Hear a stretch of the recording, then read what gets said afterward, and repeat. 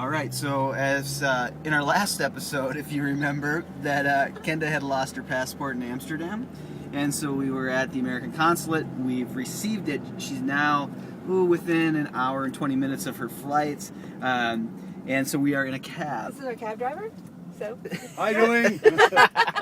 So we're trying to make it and see if she can get on her British Airways flight. But our fourth question is, Kenda, Okay. what do you do when you have pastors or whatever? I mean, the theological turn's happening, but it doesn't really seem like the pastoral staff cares about theology, or they're not really interested in the youth worker thinking theologically. They just want the program to continue. Yeah. Well, and some do and some don't, right? There are some that would affirm it, but they also, because if you're the head of staff, you're the person in charge of showing the money, right? You have to show that there are numbers on your reports. You have to show that there's something happening to parents.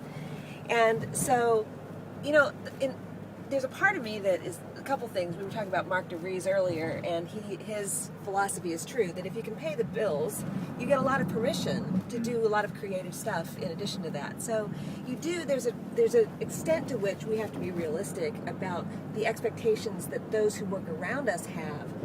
And what falls on their head, we have to take seriously as well as what falls on our head.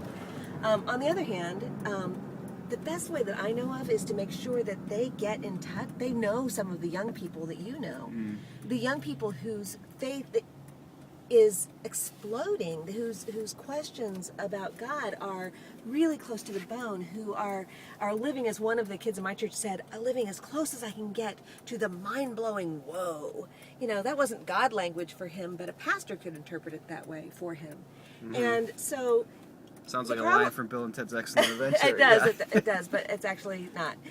The bottom line is, as long as kids are abstract numbers for our associates, they will only be that, and that's all they can care about. But if they know somebody and they understand the depth and the intensity and the richness of that young person's life of faith or that young person's quest for God, then they understand that, it's okay to work for the kingdom of God with one deeply rooted, changed life. And whether there are 10 others doesn't matter if you know the one. Yeah. And you see the theological argument that Kenda even is making there, and that there's something about personhood. And so it's so easy, I think, in our technical society for things not to be about persons. Right. And so I think one of the gifts that you give to the pastoral staff is to help them see the personhood of young people, and not just as, I don't know, energy-filled balls that bring legitimacy to congregational membership. Or that bring life to the congregation somehow. Yeah, to help them actually encounter their humanity, and that's a real theological move within that. And I actually think that pastors really do have deep ideas that they want to think, but theology doesn't happen well when it's over and againstness, I think.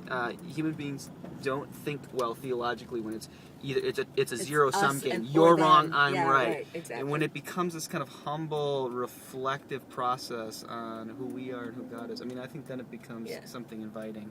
And I think so many youth workers have actually, not all, mind you, I mean, there are diabolical church situations where you just need to get out of them, but sometimes it's, my pastor doesn't get it, and if only she got it, everything would be fine. And sometimes it's our own attitude of what does it mean to enter humbly into a theological conversation and to mutually learn from each other.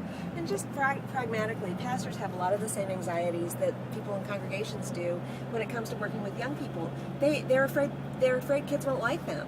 And of course, what kids want more than anything is to have relationships with adults who care about them. So simply being the person who can be the bridge to put together, a relationship with a Karen or a Scott or whoever the kid is that you know who is coming into their own as a person of faith. Those are people that more than the youth ministry team needs to know. Right. Yeah, and if you're dealing with a situation where you want to pull your hair out, this may not help because it's just so contextual, but I think that there's some ways to think about it. Now, as you see, we're racing down the freeway and we're moving very close towards the airport. You can even see the airport sign there. And so we'll see if Kenda makes it out of Europe and back to North America. Stay tuned. Definitely stay tuned.